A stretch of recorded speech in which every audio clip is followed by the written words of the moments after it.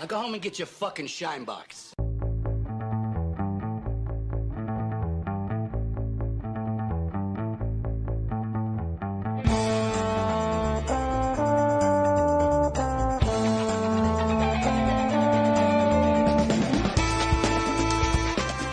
Wiener. What are we doing? Wait for you. I thought we were doing the game. So, are we gonna do the game now? I thought that's what you were doing. All right. So the game is we've all got to keep a straight face, right? And we go round one at a time and make a noise, and the last one in wins. What? All right, go. Mouse? Rundiger! Oh, Why did you laugh? You thought that was good because I was going to just drop the N word to make them. Have you seen the clip from South Park when he says the N word? Oh, It's like it's when it's NGGER, and it's people who annoy you. yeah. I don't want to say it, but niggers. You go behind the camera. There's like, Yeah. The funny thing is, when I watched for years, I watched that and I didn't know what they meant by naggers. I didn't connect like nagging with naggers. It's like, Oh. naggers. I was like, what? That's how it's pronounced. Niggers. Naggers. Negativity.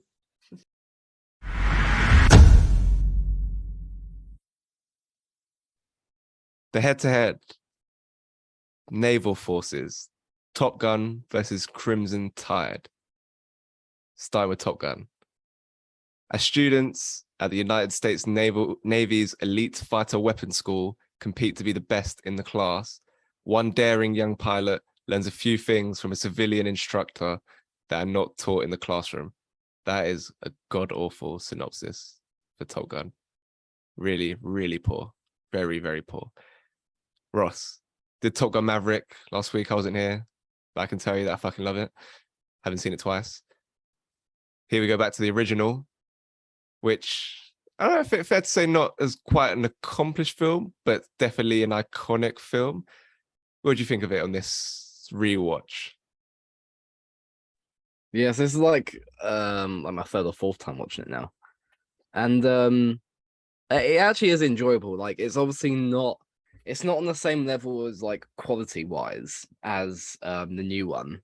I think that one was just so many years in the making, so many ideas that they had, more accomplished kind of filmmaking, etc. That it's just that it is what it is, and it's so much better, like in like a story aspect, a technical aspect, whatever. So I think this kind of idea being 30 years before or whatnot, you have to keep that in mind. And I think it's really enjoyable. Like, it's not like anything special kind of story wise. I think at times, like the new one as well, actually the love story and kind of the flying do feel kind of like two separate stories at certain times. I think not so much in this one as the new one, but it still kind of does feel separate. It's kind of they incorporate as much as they can with each other. Obviously, being an instructor does help, but it's it does feel kind of like two separate stories ish. Like, but it's still like enjoyable in many aspects. And I think we were just talking about it before we started recording, like the soundtrack for this with like Danger Zone and Take My Breath Away, just absolute bangers, man. And like, I think keeping in mind say like it's 30 years older than the new one, like the kind of flight scenes and whatnot, they still hold up to this day, and I think they still look really good. Like everything about it, and obviously kind of Tom Cruise just being Tom Cruise is elite. So I do enjoy this film. I say not as good. I think it's unfair to compare them, because I think this one's more of like a summer blockbuster kind of thing ish, but whereas the new one's like they've actually tried to make like a good film. So yeah, I do like it. It's funny, like based in Top Gun, the stuff with the planes is the real elite filmmaking, and pretty much everything that happens on the ground is is like cheesy and almost quite terrible in quite a lot of instances. But I also, in spite of that, they was still my favorite parts. I like the cheese. I like how 80s it is. I like the whole like aesthetic, the whole vibe that Tony Scott goes for. It kind of feels like a dream a lot of the time. So even the stuff that doesn't even work so well and the stuff that's not that good, I still like the first 2 times I think I watched it, I didn't get in. I wasn't connecting to the vibe. Now I've seen it, maybe like 5 or 6 times. I'm really invested in the whole Top Gun as like a cult iconic classic. So yeah, I'm big fan of this film, big fan of it as an experience, big fan of the bad elements, the good elements. May, what do you think of Top Gun, the original? This was my second time watching this film. I remember the first time I just didn't really like it at all. And now I've watched the second one. I can like it a bit more because I'm seeing it through like a bit of a different lens, if you know what I mean. But it's only through like association, because I like the sequel. Basically, I think the sequel was actually one of the best films I've seen this year, and I can't really get over how insane the action was, how good the build up and like the explanation of quite a difficult task for them was put quite simply, so you can understand and get behind it. And then also the problems going on through the film socially that he was working through, like and emotionally as a person, were actually, they hit really hard as well. And it played on nostalgia, but at not any point where it compromised the plot. And I think with this one, by itself, I don't really understand what the deal was. Like, I get they fly planes, it's kind of cool, but now watching it compared to the other one, the kind of like the flight scenes are like they're nothing. They're absolutely nothing compared to what they've had before. So I don't know. I can see the appeal to some people, and like the soundtrack's good, but I think seeing it now compared to the new one just kind of like blows it out of the water, to be honest. Yeah. Speaking of blown out the water, let's get on a submarine and go to Crimson Tide.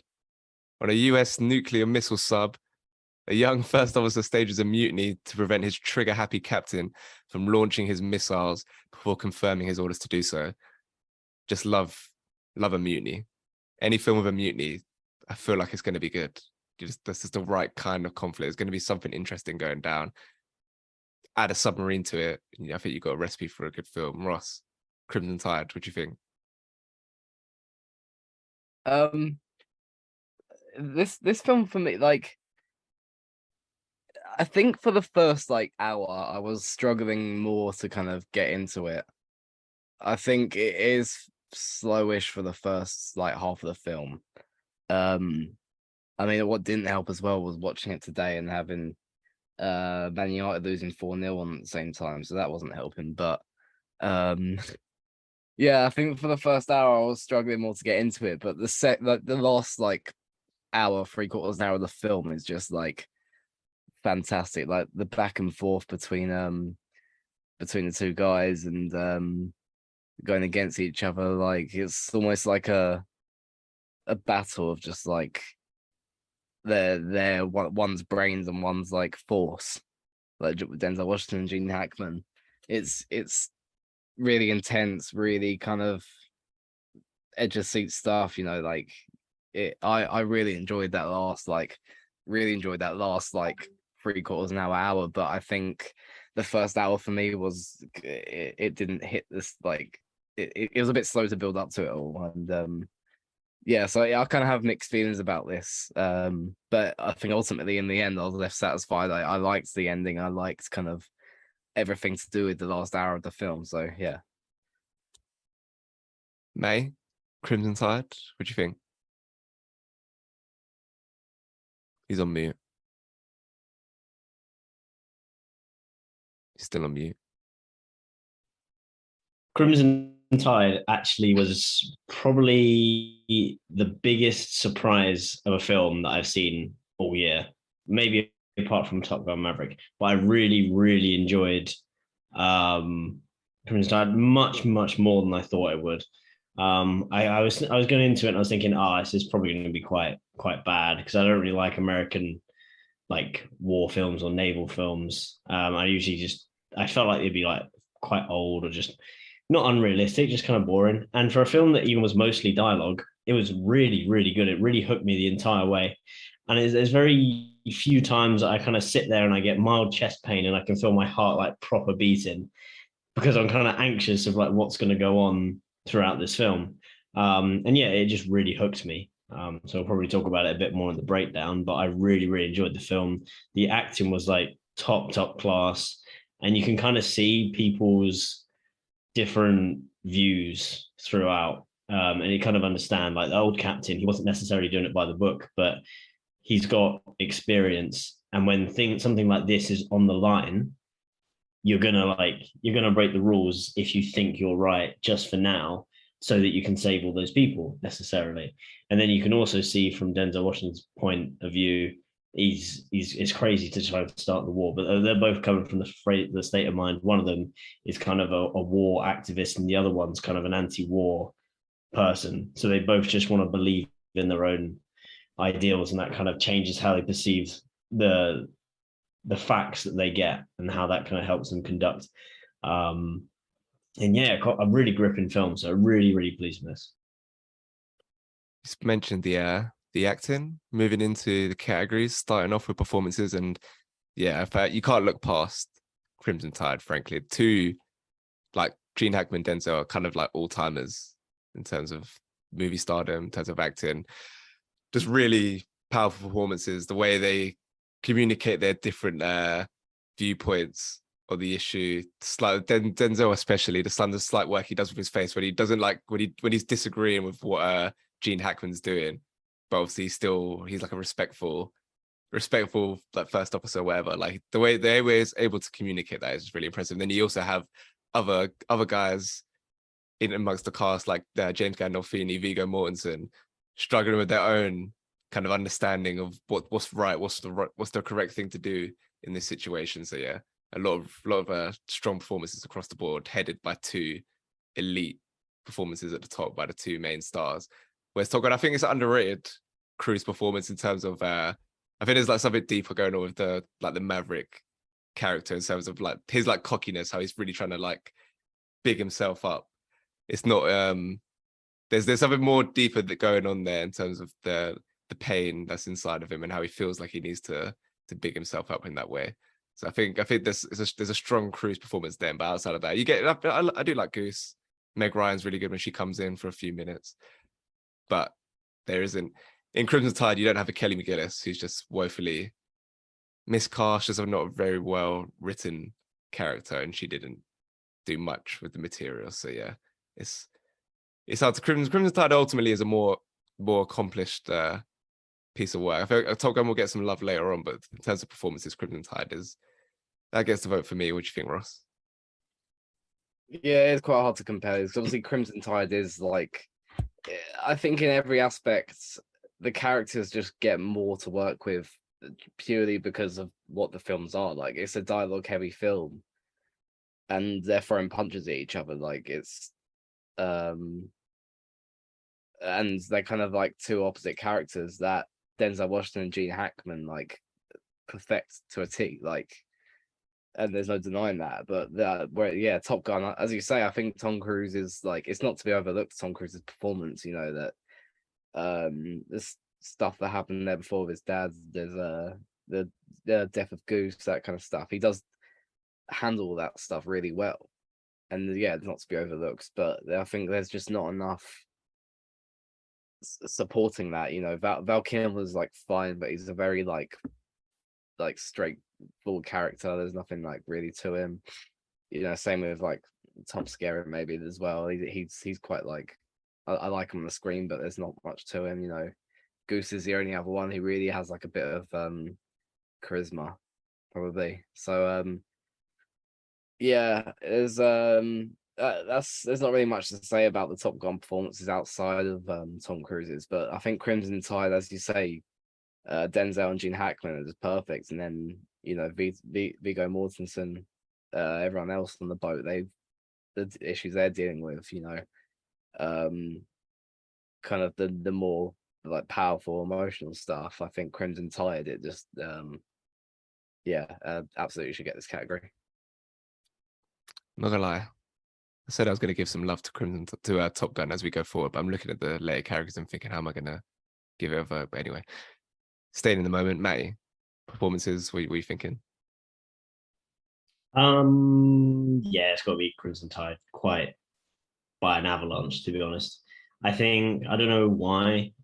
Well, maybe because this film outwardly and visually is going to be quite dull. It's going to rely quite heavily on these performances, and these performances were so impressive because obviously they don't have things like nice flight scenes and sunsets and beach volleyball to kind of pad it out. The heavyweights of these actors just kind of like battling it out. The script and the dialogue is so strong, and the emotions building up into these scenes, how everyone's kind of, it's quite literally a pressurized film, but it's just good. Like it builds up well, and it fulfills as well when it gets there. Top Gun didn't really feel through the performances like it was building towards anything, and then I don't know, it just kind of felt just a bit kind of diluted, to be honest. To be honest, I think they kind of looked at what was wrong with the old film, not just with Top Gun, what was wrong and what was good about it, and then made an even better sequel. So I think if you're comparing the sequels, it'd be a different story. But yeah, I'd go with Crimson Tide. Speaking of story, that's the next category. And again, like I said, it's getting hard. I'm looking at the categories. How am I going to give some love to Top Gun, because it just really isn't the story as well is what appeals to me about that film. It's just the vibe, it's the cheese, it's the terrible elements that I think are really fun. Whereas Crimson Tide, it's not like a deeply like sophisticated on like a thematic level or anything. And Tony Scott's films aren't really like that. He's much more of a stylist and creating like these really kinetic, energetic films that we did Unstoppable as well last episode, and he's got a filmography of just really lively films like that get you going. And Crimson Tide's no different. So it's less about the story, but it is ultimately a more compelling journey, just the different swings it takes and the whole dynamics of the mutiny and who's in the right, who's in the wrong at what point, and how do we resolve the situation. The whole idea of like something that could be like catastrophic for the world is resting on like the egos of these two men on this submarine is a interesting idea. Whereas Top Gun is it's still you're still on the journey, you're still rooting for Pete, and that the Goose's death is kind of an underrated like shocking death in movies. I think like that's kind of mad to kill off such a popular character at that stage in the film. So it has some stuff going for it, but yeah, Crimson Tide is going to get my vote for story. What do you think, Ross? Yeah, I think again, like Top Gun's just kind of, because of the film it is just like a summer blockbuster, and I think most of the film kind of revolves around, the cheese, the rom-com, not com, just rom, the action, that kind of stuff. So I think in terms of story, it's kind of no way of not going for Crimson Tide, because like Crimson Tide, it's not like a complex story. It's just the kind of miscommunication and the battle between the characters, and I think in its simplicity it does give it an edge. But with Top Gun, because there is I kind of mentioned it earlier about the kind of two stories that don't really go together too well. It's kind of like the story with the flight school and Goose's death and stuff, and then a separate kind of romantic story with Kenny McGinnis's character. Yeah, I think it has to go to Crimson Tide here. May story. I think the second time watching Top Gun, I only really kind of understood what the film was kind of about. And it's not really about like the planes, I guess. it's more about kind of Tom Cruise and his journey and how he's trying to develop as a person and grow as a person and change from this person who's overcompensating for his lack of confidence. And I think you kind of see that towards the end, and then the two films together work really well to do that. But in terms of the story, I wasn't really itching for it to like get to the end so I could know what was going to happen. But I was like that for Crimson Tide the whole time. I just wanted to know what would happen and how it would play out, and that really hooked me. And just on that alone, I'd have to go for Crimson Tide, just because it was just more enthralling. And to do that with something that's mainly dialogue is just really impressive. Yeah. 2-0 Crimson Tide. Visual style. Okay, here's where Top Gun is going to get a bit of love from me, at least. Even though Crimson Tide is masterful, Tony Scott, in terms of creating this like claustrophobic, intense feel, kind of side angles and shit on the submarine. Just in terms of how to shoot and make it feel like you're on that submarine in this intense environment, it is a masterclass, and I respect it, and it's very cool. But Top Gun, there's just when I think of Top Gun, I think of that kind of hazy aesthetic that's going on there that creates this like dream-like feel. Everything about it is just, it doesn't feel like a real life. Like when he's driving, when he's on his bike, like going through past the palm trees down to Kelly McGillis's really peng house. Everything about it, just the way it's shot, it's very luxurious, and I really enjoy that about Top Gun. So I'm gonna give it some love here, the visual style. Plus, no, that's not even taking into account the plane sequences, which were at the time, like, obviously, yeah, we've been able to go levels above, especially obviously in Top Gun Maverick. But at the time, that was mad what they were able to pull off, and presumably that was the first time Tom Cruise scratched his real adventurous itch and set him on a course to probably eventually die on a movie set at some point doing something crazy. So yeah, we have Top Gun probably to thank for that. Ross, visual style. Any love for Top Gun, or are we going Crimson Tide again? I think with Crimson Tides, it, as you said, it deals well with kind of being on a submarine, feeling like you're there, feeling like the claustrophobicness. But in a way, it's its own worst enemy in the fact it is just kind of in this one dingy setting. So it is kind of, although it deals really well with what it has, there's only so much you can do with that, even with the best filmmakers. But I think Top Gun, because yeah, it's like it's summer, you know, it's the sunsets, it's the flying sequences, it's the beach scenes, that kind of stuff. It's on the motorbike, everything to do with that. I think the setting is almost part of the story in the way, you know, like so I think in terms of visual style, I'll go Top Gun as well. It kind of has so much more you're able to do with it, because you are in this kind of big open worlds, and you're really kind of like, you know, letting loose with the sky, with the filming of the planes, that kind of stuff. So yeah, I'm gonna go with Top Gun for this one as well.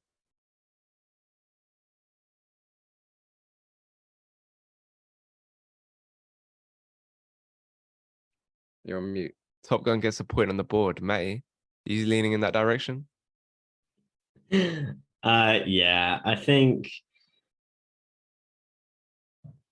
Crimson Tide did do really well. And it's not just the fact that it was on a submarine. I think it could have been better in terms of visual style, and it could have enhanced certain things. And I like that there wasn't too much footage or too much emphasis on what was going on in Russia. It kind of kept you in the dark and just kind of left you to kind of assume and imagine whether things are bad or good over there. And that's kind of the whole point. They don't know whether to fire the nukes or not. But Top Gun, just it's that iconic. I think the reason it's iconic is definitely not because of the dialogue or the story. I think it is because of the way it looks and the vibe and the feel and the score and how that all comes together, and then kind of makes a film that's just a stronger vibe that people like, and they kind of wish that they'd be fighter pilots just because it's cool. And I think that's why I'd give it to Top Gun. So that's 2-1 as we move into tone. Again, linking to that whole visual style and the appeal that it has for me in terms of its dreamlike quality. That's also to do with the tone. It feels like a bit of a fever dream. This is kind of that vibe as well in Top Gun Maverick in a more sophisticated way. It's certainly present in the original, and the way they use the music. Like you obviously have Take My Breath Away, but the way they use like that score kind of comes back every now and then throughout the film at certain points. Like they use like a bit of the music, and they do that again with the Lady Gaga song in the new one, which I appreciate the way they used it. I don't love that song as much, which is kind of probably the only point that it's inferior to the original for me is the music. I think that's literally the only one that's the only thing I can say about it. But yeah, I do like how they employ the music in the original at different points and the score and everything like that. So does that mean I'm going to go for tone for Top Gun as well? I think that's what I probably am. Because I do respect Crimson Tide and the intensity, and I don't think, like Rossi said, you found the first hour took a while to like really get going. I felt I was on the boat, pun on the sub from the get go, ready for this adventure and having the first little bits of conflict like brewing here and there between Denzel and Gene Hackman. Bit of a thinly veiled racism from Gene Hackman at certain points as well. It's also pretty funny that how I'm pretty sure there's no way that Denzel forgives Gene Hackman by the end after all the shit they went through. But yeah, it's by the by. So yeah, I'm going for tone. I'm going for Top Gun. What about you, Ross? It's quite funny you say that. He kind of looks over the facts. He just was pretty racist to him throughout the whole thing. It's like, yeah, it's this is quite a hard category because it's two very different tones. You know, Crimson Tide because it is kind of the claustrophobic, sweaty vibe going for it, and it very intense. Whereas Top Gun's kind of, it's a more like freeing kind of, you know, that kind of vibe to it. So it's two very different ones. But I think the Crimson Tide, because it is so intense, that's what it has going for it. But Top Gun, I think it's just like a feeling you get, a vibe you get when you watch it. You know, the tone is kind of this like, you know, like cheesy, kind of squidgy, creamy vibe. I don't know how to explain it, and it's like a nice watch by the end of it. And although like Goose has died and stuff, and that kind of adds to the emotion of it as well, and in that part, I think Top Gun for me, it left me feeling more like satisfied with it all and whatnot, by like with everything. So I think for tone, and that's a huge part of it, I think, with Top Gun. So yeah, I'm gonna go with Top Gun as well, actually. Haven't even brought up the beach volleyball scene as well, which they run back in like a different kind of way of the weird football game that they do in Maverick, where they're like attacking and defending at the same time or whatever. And I like that One Republican song as well. But the beach volleyball scene, that was just like peak like 80s camp, which is the main thing that appeals to me about the original Top Gun film. So good to bring that up in the tone section. May, tone, what are you thinking? This is a difficult one because Top Gun has a mix of tones throughout, going from kind of confident to fearful, and then kind of just like nice kind of like sunset vibes. Like it's quite a mix, and it balances them reasonably well versus just the overbearing just dread and anxiety that Crimson Tide seems to maintain. And I think it might just be down to preference or kind of how it handles those tones. And it's really too difficult for me to say which one is superior to the other. I'd probably say it'd have to be Top Gun, just from how it's managed to kind of maintain its audience for something that seems to be lacking in a lot of other areas. And then overall, the tone is something that people can take away from it, how it made them feel and how the story kind of contained the emotion from the things going on. So I'd give it to Top Gun. Top Gun's pulled it back. I didn't see this coming, you know. As we go into the unique category, and I've just gone action. Two Tony Scott films, different parts of the Navy where he's operating with. Still a lot of thrilling action sequences. I guess Top Gun was harder to execute in terms of the practical stuff they did, but Crimson Tide, there's still a lot of satisfying work going on there. So I'm gonna keep my counsel for a second. I'm not sure which one I'm gonna go with. Ross, what are you thinking in terms of what film had the better action, the more satisfying action for you? It's kind of hard to judge this one because Top Gun, it works so well. The kind of the flight scenes and the action going on there, because obviously that's just like a huge the main part of the film, pretty much. The flying, obviously, and that's where it specializes, I think. But Crimson Tide, I think what Tony Scott manages to do with that kind of action, because obviously you barely see not much outside the boat, and having such a dialogue heavy film and having the action inside the boat just mainly, I think, very much conveyed just through Denzel Washington and Gene Hackman's and whoever else on the boat they're acting. And I think that's a lot harder to do. So yeah, but whereas Top Gun, it's more in your face, obvious action. But I think just because of how hard it would have been to kind of convey the action, or a lot harder to convey the action in Crimson Tide, but they still managed to do it so well, I think I'm going to go with Crimson Tide for this one. Interesting. May, what action did you prefer?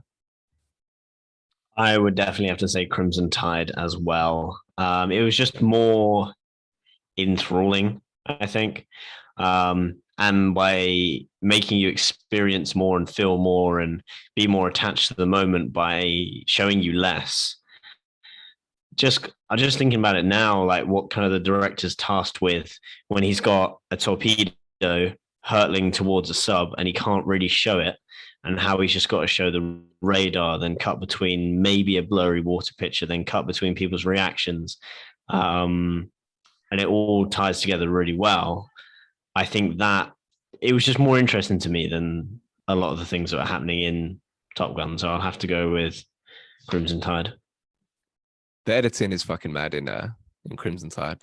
I wonder if Tony Scott worked with an editor for a long part of his career. Might have to look at. I'm pretty sure I got nominated for editing for Crimson Tide. Yeah, you've convinced me. I'll go for Crimson Tide. It is very impressive how they managed to balance those all the different shit that's going down and take you on the journey. So yeah, that means it's a 3-2 win. Crimson Tide. That's closer than I thought. After the first two categories, I think, right, that Top Gun was going to get shafted a bit, but they put up a respectable effort. But Crimson Tide wins the head-to-head. 3-2.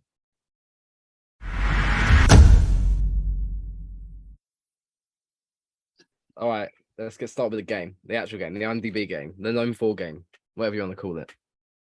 All right, so you know how to wait. How are we doing this? Are we doing 3 wrong answers between you and you're out? Yeah. All right. So first, in the spirit of doing Nope, let's do Daniel Kaluuya. Get out. Yeah, okay. Yeah, Get Out's on there. Yeah. Should we just go through films that we want to say but we're not going to just yet, between me and Leon? Yeah, you can submit official guesses. You can discuss beforehand. What did you say?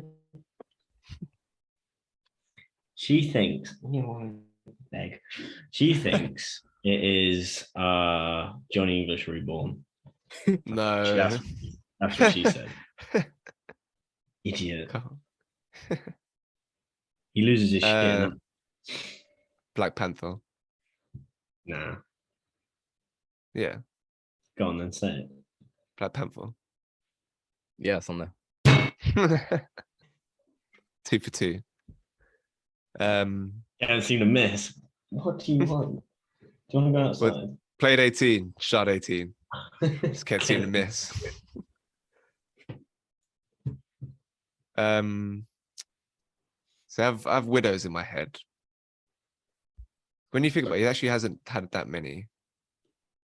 Well, no, surely it's Judas and the Black Messiah because he won an Oscar for it. So I would say so, but I also don't think that film is actually that well known. But go for it. Judas and the Black Messiah. 3 for 3. Way. All right. So the potential options are widows. What has he actually been in? Us. No. I feel like he should just be in that by default. yeah. Well, there's a lot more. But I feel like Phil's next film will just have him in it as the main character. I just feel like it's the only thing that you can do. We have 3 wrong answers still, so I'm just going to say widows. That's wrong. Because it's Johnny English Reborn. Well, actually, I'm actually trying to think right. Oh no, I know what it is, mate. I know what it is. It's Queen and Slim. Yeah, it's Queen and Slim. Nice. Yeah, it's all right. He's also in the Sicario. Yeah. I love Sicario. He's in Johnny English Reborn. Don't know if you knew that one. What? He was in. When you want me, when you want me. He was in Kick-Ass 2. Oh my god, he's called like Black Death or something in that. Yeah. That film is so weird. I can't believe that happened. It was just so like aggressively violent and weird. Like it was kind of insane. I quite liked it. All right, next we're gonna do Timothée Chalamet. Call Me by Your Name. Yeah, it's on there. The King. What? Who? The King. Who That's wrong anyway. Little Women. Yeah, it's on there. Dune, do you reckon? Or Beautiful Boy? I think Beautiful Boy, yeah. Yeah. Yeah. You're submitting that? Lock it in. Yeah, it's on there. Yeah. And would it be Dune? It should be, but it's whatever. It could be like a random one. That's number 4. Could be like Interstellar. He's in Interstellar. Yeah. He's the like kid. There's like 2 lines. Yeah. He's like the younger brother, well, the younger son to Matthew McConaughey, and he thought he knew he didn't have that many lines. Oh, wait, is he Casey Affleck as a kid? Yeah. Right. And then like when he got home and watched the film, he cried because he thought his part would be bigger.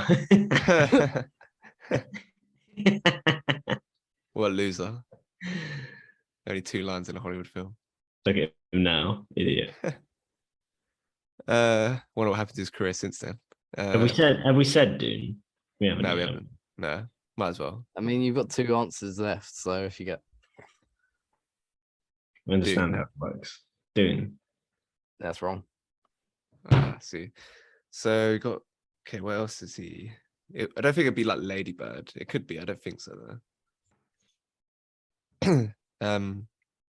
You say names, and I'll watch Ross's face for micro expressions. You say names, and I'll check his IMDb page to see if it's right. And then we'll submit.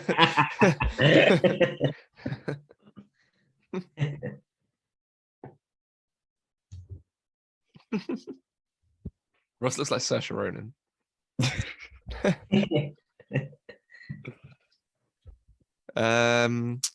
Probably have to gonna say Lady Bird soon.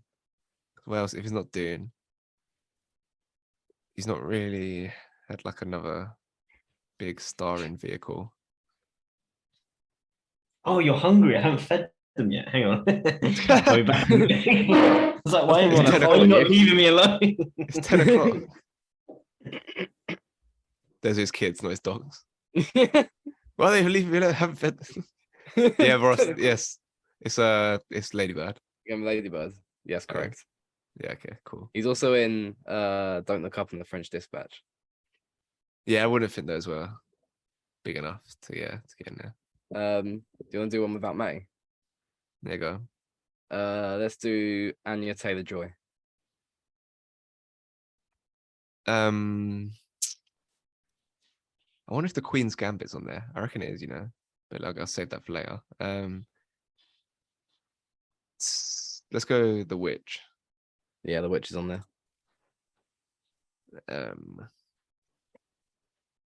You'd think maybe like either Split or Glass. I'm gonna say Glass. Oh fuck! I'm not gonna do it. Do I say Split now? I don't think now. Let's save that. Anya Taylor-Joy. I don't think it wouldn't be The Northman so soon afterwards. I don't think. And it wouldn't be. You wouldn't think it'd be The New Mutants because that was just such a flop.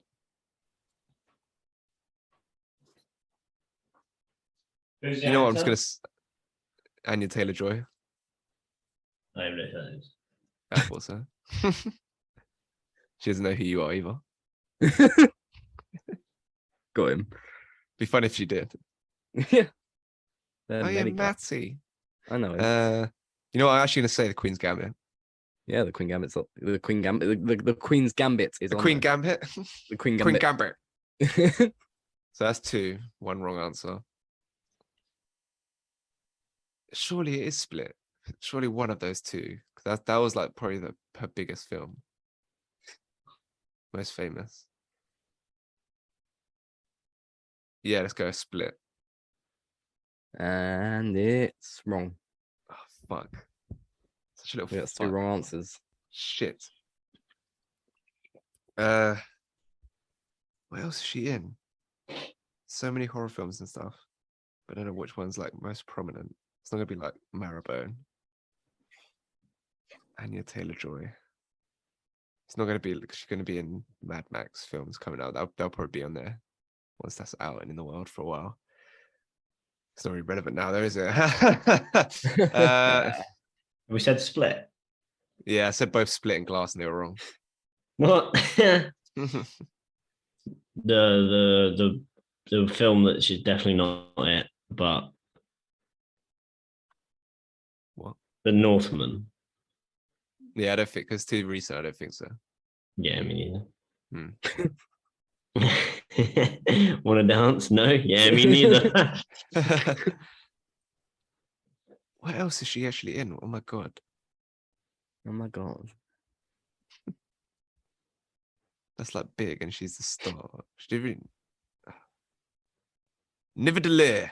Was she in like a murder film, like Murder on the Orient Express? Oh wait, She's one of Last the Night in maybe Last Night in Soho. But again, You're that's looking quite at it. recent. But again, that's quite recent. I don't really have anything else. You're looking it in. Yeah, go on. And it's wrong. Fuck. Have we got Is any? it? Got 2. They haven't got 2. You got the Queen's Gambit and the Witch. Why is the Queen's Gambit on there? It's a fucking series. Yeah, Sorry. IMDb has series. Still known for it. They have games on here as well. Yeah, Um, GTA is like a 9.9. The New Mutants was on there. Oh, what? You're kidding me. I need to get a soundbite of you saying that. Funny. No, What was the other one? It wasn't Northman. It wasn't Peaky Blinders. Oh, yeah, Peaky Blinders. It You just tell what it was. wasn't Emma. It was Morgan. Oh yeah, Emma. Was it? Morgan. I don't know what that is. I don't even know what that is, Shame. Yeah. Morgan Schneiderlin, what? I didn't know they made a film about Morgan Okay, that's Schneiderlin. A flashback. Something from Man United and flopped. Morgan Schneiderlin. All right. Even if you search Morgan, you're not even going to find the film because it's just going to be people named Morgan. How There many it more do is. you want to do? We've done 3 now. One more. One more. Ooh, Why is okay. Morgan on there? What the hell? Do you want to do? That's actually one of those random ones that the algorithm brings Yeah, up. that doesn't make sense. Yeah. Do you want to do Jamie Foxx, Adam Sandler, or Amy Adams? Either Amy Adams or Jamie Foxx. They're definitely the easier ones. You choose. Let's do Amy Adams then. No, not you, Ross. Me. Oh, I don't know who you is. You? Why Oh, would me? Me, you. You, no, you, me. All right. Let's Amy Adams, I reckon. All right, yeah, go on then. Yeah, that's what I choose. Eat your dinner. No, ew, no. Go. Dinner. She's a right dog. Have you finished it? What? Say something, man. Oh, he's talking to the dog. I thought he was talking to me. He looks like he's looking at his penis saying. Yeah, yeah. Have you finished it? He finished it. Have you finished it? Oh, fuck off, Benji. I'll never wank again. Milf's not gonna finish it then. He said when he starts shitting in the house, it's basically the end anyway. Kindest thing to do. Do that with a human. Start shitting in the house. It's basically the end anyway. Kindest thing to do. Amy Adams, Enchanted. Yeah, that's on there. We're gonna go for Arrival. Yeah, 2 for 2. We're gonna go for another film that she was Oscar nominated for. Nocturnal Animals. Yeah, I think that's it actually. Incorrect. Fuck you. That was a good answer. American Hustle. That's on there. Yeah, that's correct. That's 3. You got 1 wrong. It could be Junebug. Haven't seen it. If that's the film that's like a breakthrough film. She got nominated for that. Could be that. That's not like high profile. What other big films? But I think it would be like The Master. Actually, if you can, but she wasn't that high in the role. Nah, that's before she was famous. It's fucking nobody. You're a fucking disgrace. You're more ugly. So there's range. Oh, there's range. Had more talent in his little finger than you had. Oh, there's range. It turned it into a fucking wind farm.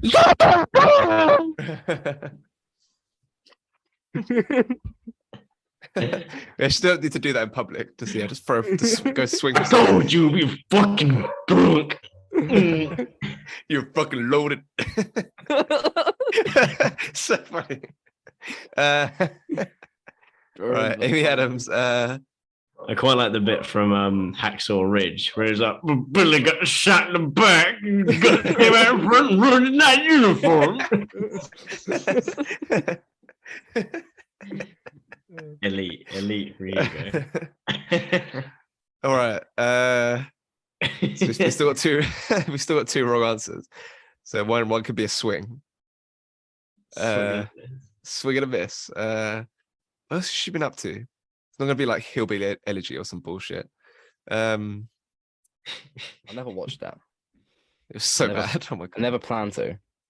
I watched it because she got nominated. It was Glenn Close got nominated. Be like Man of Steel. Kind of plays almost. It could be because it's a superhero. It could actually be. It might as well. It's worth a guess. But it's annoying because it could be like Batman versus Superman, or it could be. It wouldn't be the Justice League, but it's probably more likely Man of Steel. Yeah, if anything, probably Man of Steel. Yeah. Lock it in. And it's incorrect. All right. That was a swing. The answer was. What are you doing? That's only 2 wrong answers. I swear that's 3. No, it's Nocturnal Animals, and Man of Steel. Oh right, sorry.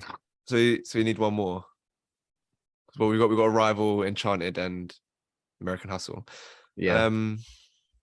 So right now I've got Junebug, The Master. What else has she been doing? I feel like there was one like mediocre like thriller that she was in.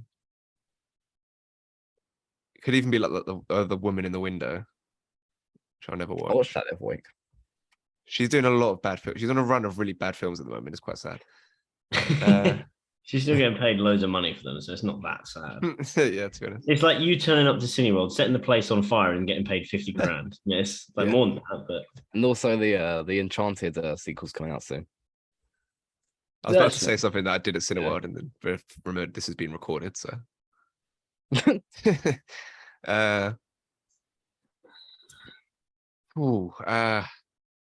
This one really separates the men from the boys. Sorry. Fantastic Four. You need to make a very literal joke about that. What? I don't know. Separates the men from the boys. Yeah, something good there. Yeah. Puberty. All right, I'm just gonna go for it because I got nothing, so we're just gonna have to go for it. Yeah. And to say The Fighter. No, I think it'll be, what's that one where in Ireland on a leap year you can propose to somebody? What are you talking about? It's a film she's in where on a leap year in Ireland you can propose, a woman can propose to a man. Yeah, I didn't explain that. Oh, Rather than the other way around. My parents did that. Is Your mum the proposed? film, this Yeah. doesn't count, but is a film called Leap Year? I've heard of a film called Leap Year. I didn't know that's what it was though. I don't think it's called that. There's a, I she's doubt in a that's- film from 2010 called Leap Year. I doubt that's in the top 4. I think Yeah. the Fighter. Sansa I travels think to Dublin, Ireland to propose to her boyfriend, Jeremy, on February 29th, Leap Year. But yeah. Is that the fourth film? No, Yeah, no, you're not looking that in, are you? no. Well, Definitely not. what's your idea, mate? The Fighter. Never heard of it. The Fighter. It's got Mark Wahlberg and Christian Bale in. It's Fighter? two Fairly Oscars. meta. Kiss her. I'm gonna destroy her. Are you looking that in? Yeah, I think so. Like a little kid in the basement. So it's not The Master. Vice. Oh yeah, Vice. It's not any DC movie. It's not Matty, it might be you. her. It's not you. It's not her. Oh, she's in It's her. not Leap Year. It's not Night in the Museum 2. Oh yeah, she's actually good in that. Amelia Earhart. It's not Oh, she's Catch Me If You not Can. gonna sleep with you, Leon. It is The Fighter. Wait! He shoots, he scores. So do you want to do Jamie Foxx for shits and giggles on there? Yeah, might as well. Oh, the fuck it. next Go on then. 7 Go on then. minutes. Fuck it. Jamie Foxx.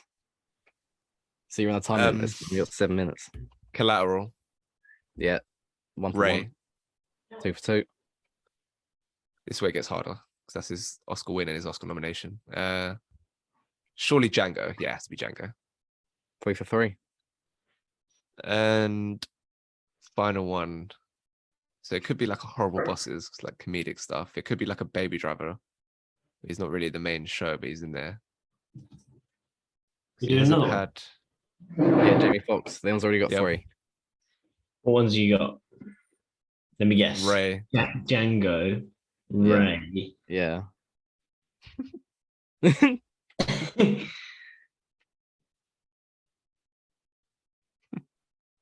Jamie Foxx. Well, if Hey, you guess it homie. wrong, then it goes towards your guesses. My favorite line in the film that you're trying to think of is when the other character comes down. He's like, "Hey, homie." Toy Story. What?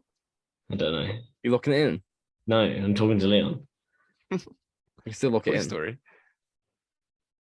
Jamie Foxx. He hasn't been in that many films. Should be easy then. He's an actor, so he kind of has.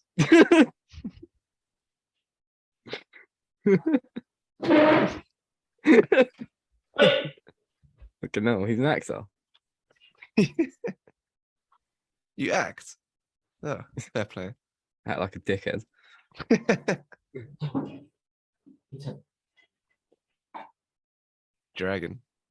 Dragging these nuts across your face. So funny. Do you think it's funny how Mary Kate and Ashley Olsen look like Elizabeth Olsen?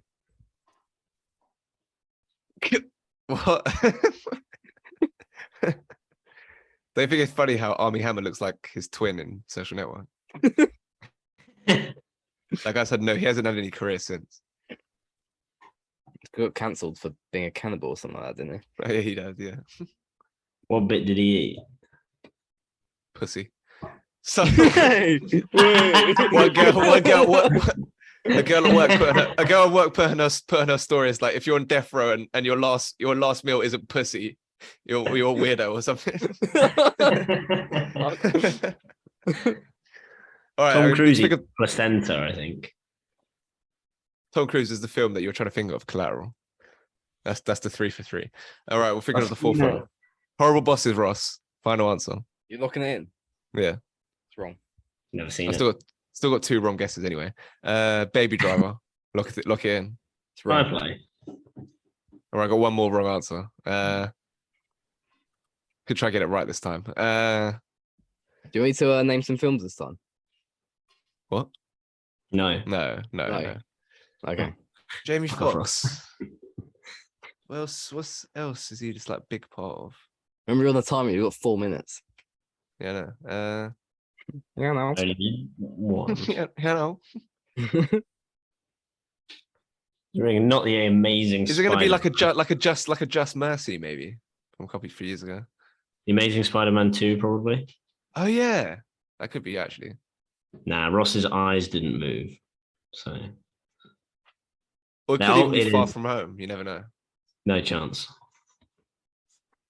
Spider-Man said he's my friend. No one even went to cinema to see that film. He knows my name. Spider-Man knows my name. Relax.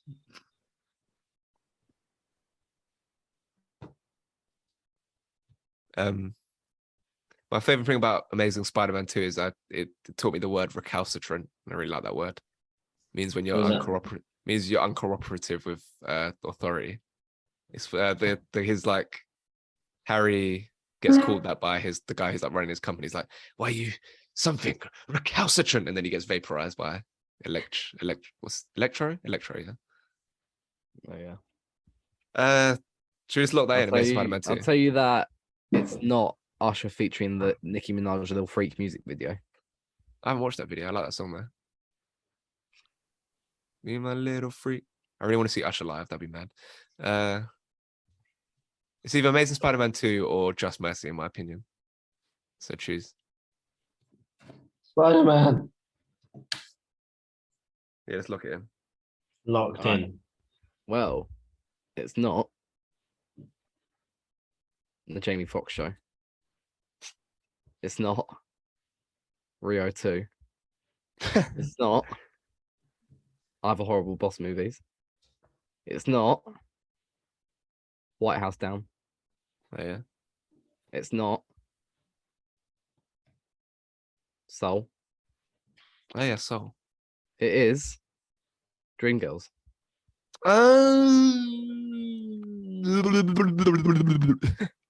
That makes sense. There we go. That's the game.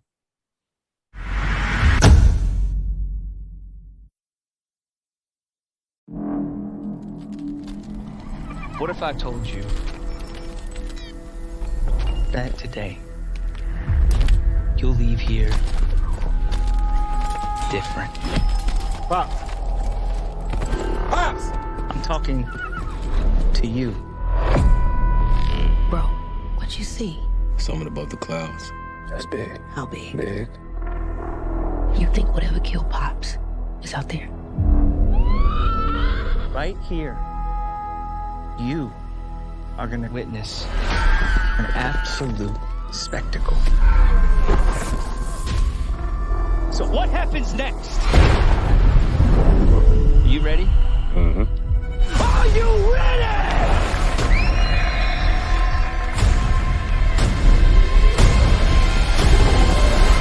Here we go.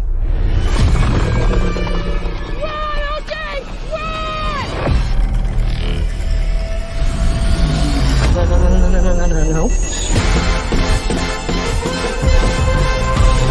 This would be an opportunity. I'm talking rich and famous for life. There's plenty of videos for flying shit online. Ain't nobody gonna get what we gonna get. What we gonna get? The money shot. What's up? Undeniable proof of aliens on camera. The Oprah shot. You guys gonna tell me what's going on? Hell no. Something out here, and you're the only person in the world that can get it on film. That cloud. He moved an inch. It's aliens. They're just waiting for the perfect time to shove metal probes up our asses. I'll be rooting for you. I think we pissed them off. Yeah, they repainted your house. They're gonna come back. You ready? We got some work to do. Not it. Nope. I'll get him out. And I'll get the shot. Let's go, baby! Let's go!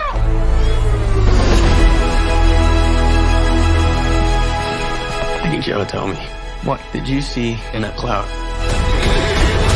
Well, it's not what you think. They took him. They took him all. I gotta get out this house. I'm trying to save you. My brother is out there. I don't think they take you. If you don't look at it. Look, don't look, don't look. This dream you're chasing, where you end up at the top of the mountain. It's the one you never wake up from.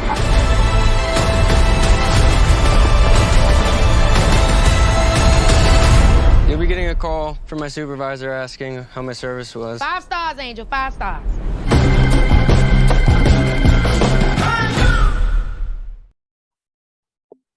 Nope. The residents of a lonely gulch, that's a weird word, in inland California bear witness to an uncanny and chilling discovery.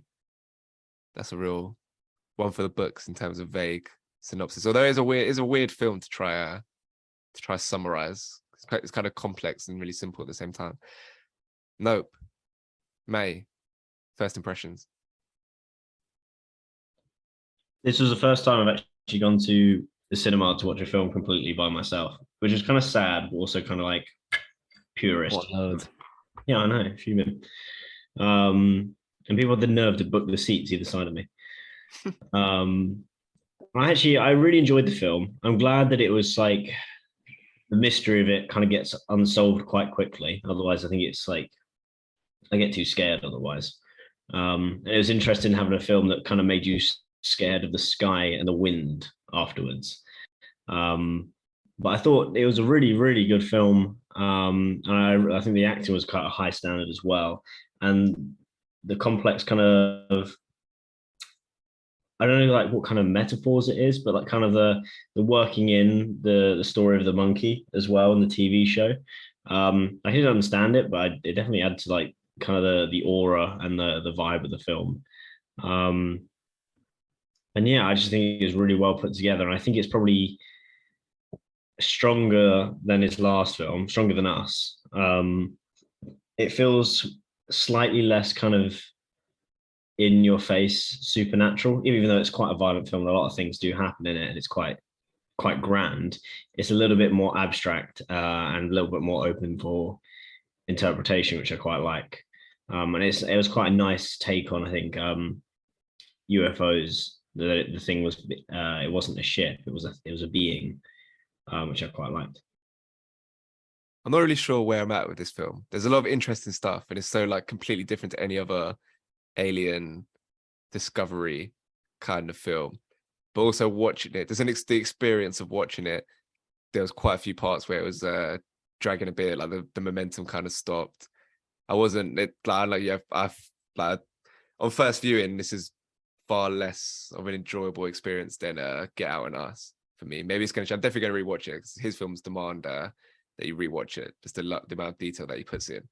But I'm not really sure where I'm at with this film. But there's a lot of interesting stuff to go into. But Ross, what do you make of Nope on first viewing? Yeah, I really enjoyed it. Like as you say, there's so much to like delve into, and like I left the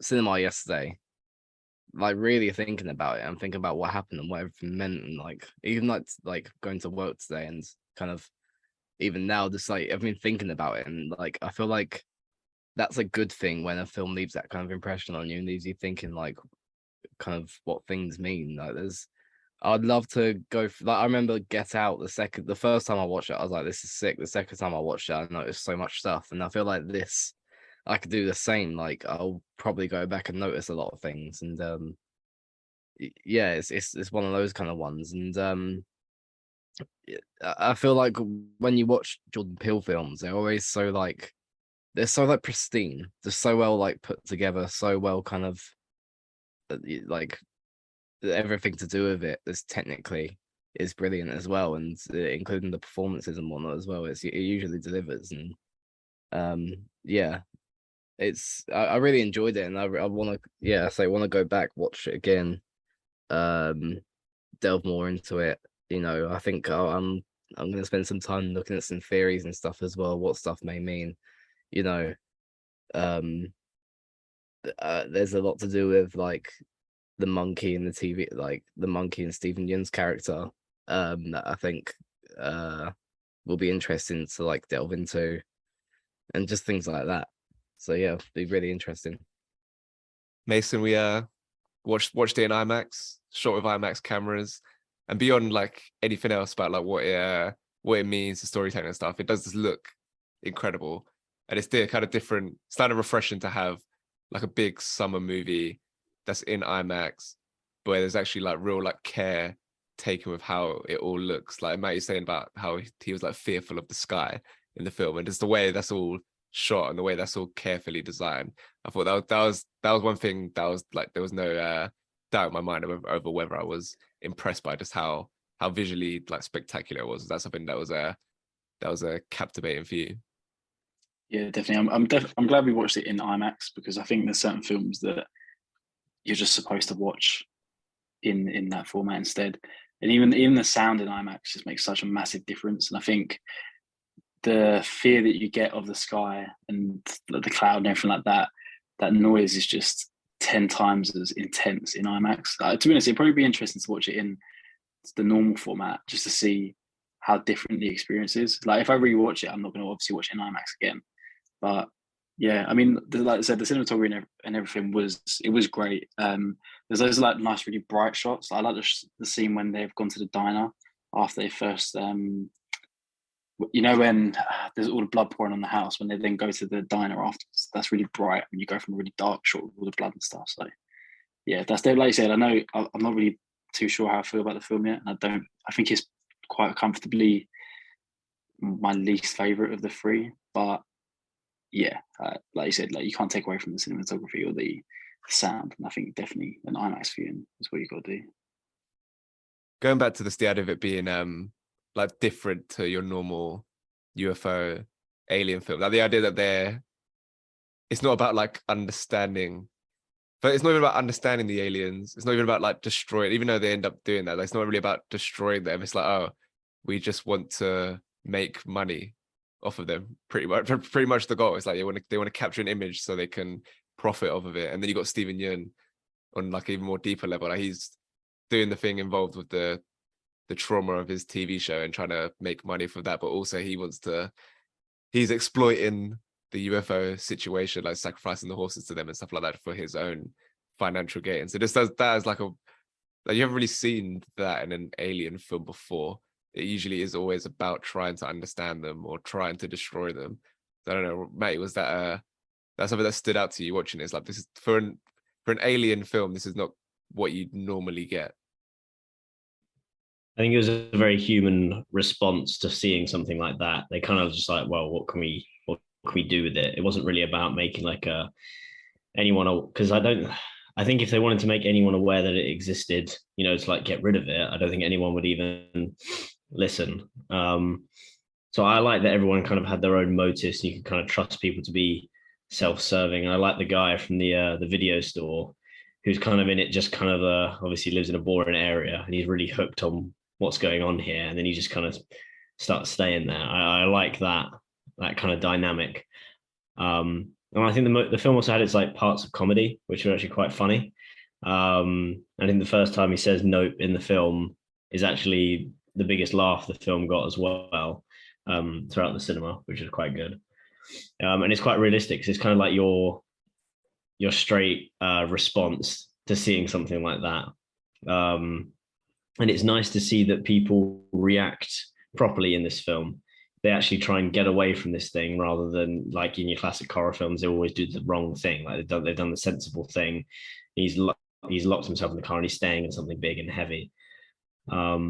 So yeah, I appreciate that kind of realism and just more accurate cinema making. And I agree with Mason as well. How it's just such a clean cut film, or maybe Ross said that, I can't remember, but it's such a clean cut film, and it just looks really really good, and it's nice to have a film in cinema, as Leon said, that is something that's had a lot of care into it, and it looks good, and it's not just it looks good, it actually makes sense. It's not a huge kind of CGI fest, and the way it's shot kind of makes you deep, even like the smallest actions or movements that people do, or just kind of the wide shots. You look around and it kind of makes you try and focus on things like the sky and the clouds and the backgrounds and the shadows without even knowing if it's there yet or not, and you kind of second guess yourself. So it kind of works well in that kind of misleading manner. Yeah, that's really cool from just like a filmmaking perspective. How you're constantly just like looking around across the whole shot, kind of searching for things. Like he's really good. Like the way it's constructed is even it's kind of, you don't really notice that they're kind of scenes chucked together. It all flows seamlessly. Like the tension that he's trying to create, the like tone that he's trying to create is all engineered like perfectly. And you said like there's comedic moments. I believe that's what before he emerged as like some like horror auteur, he was just Key and Peele guy. So you're always going to get those comedic moments. But like it's kind of it's an interesting tone that he goes for that I'm not really sure anyone else kind of masters. Whereas there is this kind of mountain dread.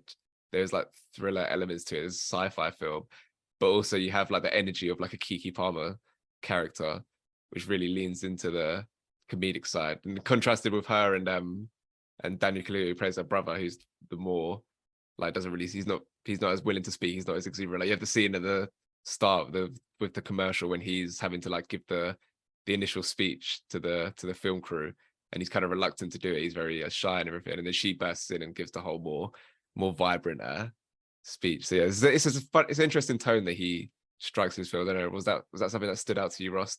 What he's able to do with a film like this, where there are the elements of horror that we've seen in his previous film, there's the thriller elements, there's also the comedy going on. Yeah, I think that's what something he does really well, just kind of mixing it all together. And I think that's probably why he's got someone like Daniel Kaluuya back to do this. Obviously, he didn't get out, so he's come back, and he's Daniel Kaluuya is really good at kind of, I don't know, you'll never see Daniel Kaluuya like go over the top or freak out when he acts. Like he's always like quite natural, and like there's a particular bit like that I found really funny where he's in the car and then he like opens the door a tiny bit and looks up and then just closes it again. It was just really funny, like the way he kind of Nope.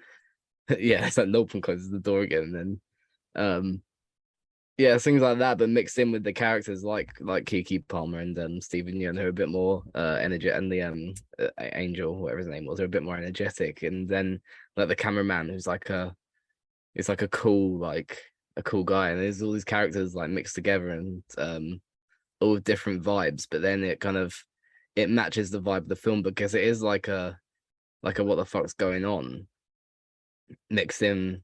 Yeah, it's like thriller elements mixed in with like a kind of horror thing. There's loads of people dying, like it's mass murdering people. This like alien, mixed with the mystery, mixed in with like the comedy. It's so well done. And I think that is something like he has done in both. Although Oz maybe isn't the same quality as the other two, he still does it in that, and then obviously Get Out as well. He does it in that. It's all kind of like, it's something he does so special and does so well, and that's what makes him kind of probably one of my favorite directors at the moment. I just love, like, this is one of my probably my most anticipated film this year. Like I was so excited to watch this, and it didn't disappoint whatsoever. Like it's kind of it's what I expected, but in a good way.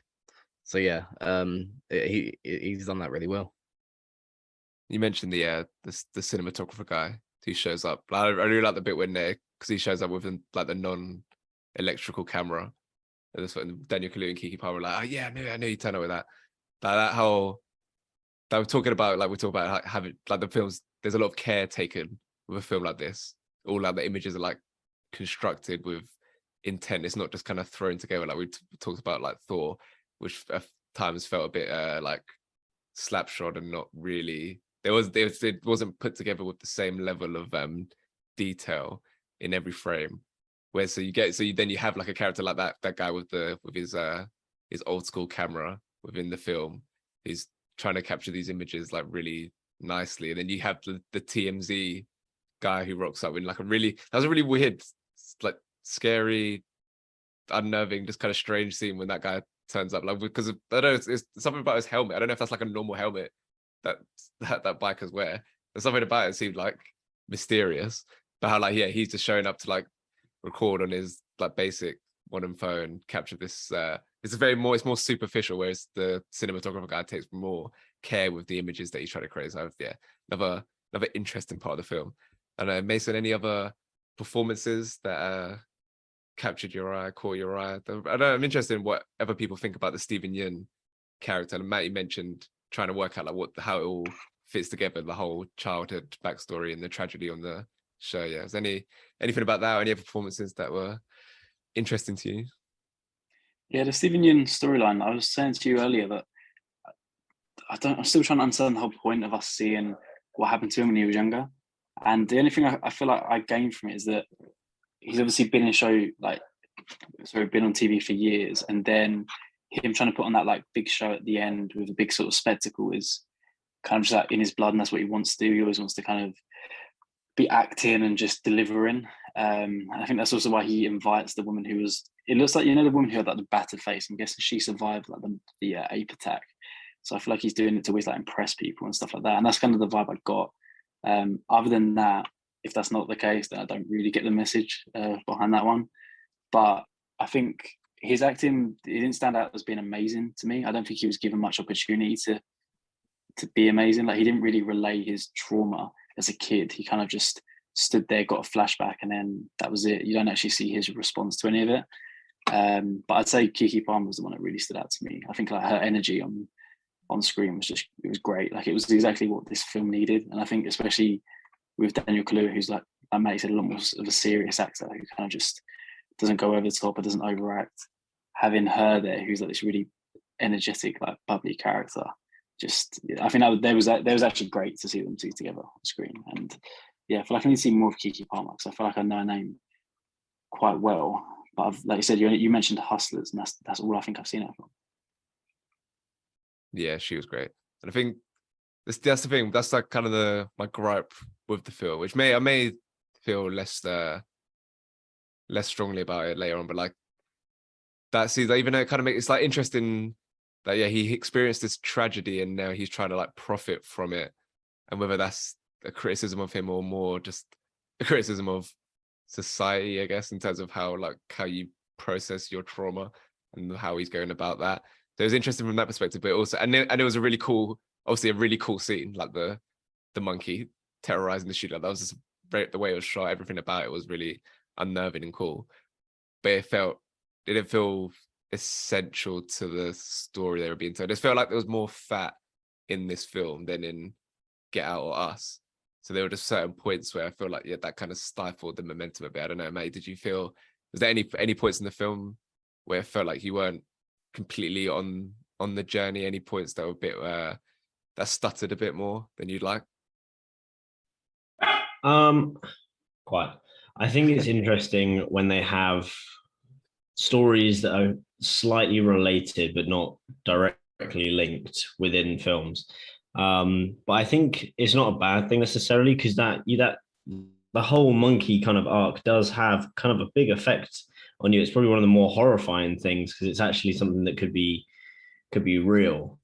And I think it's not something that necessarily would make a good film by itself, but then kind of splitting like maybe 20 minutes of that across this entire film, I think does work really well. And it kind of maybe where parts of the UFO story were getting a bit bland, this could then slot in between, but also gives you time to show the passage of time, I think, as well, because obviously this whole UFO story is over several weeks at least.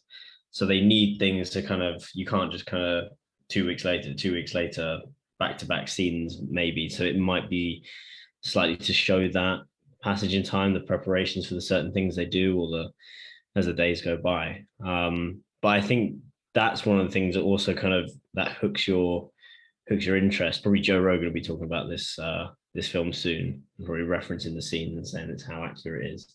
But I think, yeah, I don't dislike that they've done that. I think it's probably one of the better things that he's done with his films. I do really like other stuff that we talked about, like the detail that goes into his films, but like other stuff that he layers in there. Obviously, on a smaller scale, you have like this family business, and they're trying to like survive in like a changing kind of landscape in Hollywood. And then also you have the whole thing with the dad dying. It's like Daniel Kaluuya kind of feels like a responsibility to keep this, even if he's not like completely passionate about it. It's like this is his like dad's legacy, and it's like a generational thing as well. Like Kiki Farr talks about the first like image captured of a black man on a horse, and it was her great grandfather or whatever.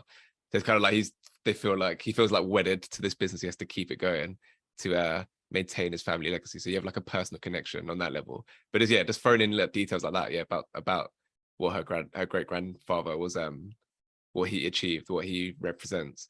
It's another impressive thing about what Jordan Peele does. So it's funny. There's much more positive things to talk about for me than negative. But just my actual experience as I was watching it and as I came out, it wasn't as like euphoric as it was when I first saw Us, which was like a mad experience. And I rewatched that like a few days later. So I feel like this film's gonna grow on me, especially when I rewatch it. But yeah, because it doesn't really make sense that there's so much positive things to talk about, but just the overall experience didn't quite grab me. I don't know. Anyone else got any more thoughts about Nope? Anything else that stood out? Any other performances? No? Ooh. Decent. All right. Still a good film. I'm probably going to go back, yeah. Like Mason said, to be honest, I might even rewatch it in IMAX again, since it's free, to get the full experience. I would recommend that. It's a very visually stunning film. And it's a very good film. I just didn't have this, like Ross talks about, yeah, this is, again, probably my maybe one or two, maybe two after Top Gun, in terms of like most anticipated of the year. So I had like real high expectations, and I didn't quite deliver, but yeah, still a quality film. So at Corona Cinema on Instagram, at LiamWait98 on Twitter, Spotify, Apple, Google, Amazon, Stitcher, Podbean. Go well. Cheers. Cheers. Cheers.